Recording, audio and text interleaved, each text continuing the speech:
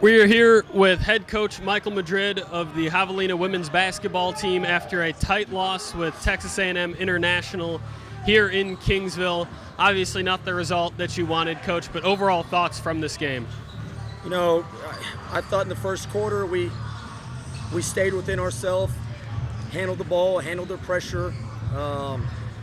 I thought the second and third quarter got away from us in terms of turnovers, and we let them speed us up, which is one of the things that we've harped on the last couple of days, is just kind of playing within ourselves. You know, super proud of our effort down the stretch and the way we executed and were able to give ourselves a chance. I mean, you can't ask for a better look than what we initially had. But just, you know, one of those deals, man, where we just got to learn to put quarters together. We've got to stay out of foul trouble. We just continued to foul. We lost their two best shooters. So, again, just things for this team to continue to work on and get better at. I love the way that we finished. I told them I was extremely proud of that. And the great thing is we get another crack at them on Saturday. Well, you mentioned the finish there, and let's talk about that real quick. Came all the way back to give yourselves a chance.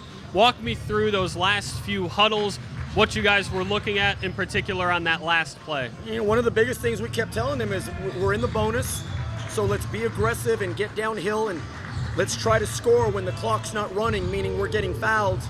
And then it gives us time to regroup and catch our breath. You know, just give up too many offensive rebounds, sent them to the line too many times. And so, you know, it's just one of those things where there were a lot of times I thought they could have folded and quit.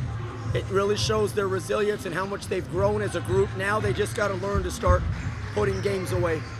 Now, it feels silly to talk about this after a loss, but it's what you mentioned there. Compare this team to what you had in the first few weeks of the season and the difference between those two. I mean, I don't know how many times I've sat here and told you we're going to be a lot different team in January and February than we were back in November and December, and we are.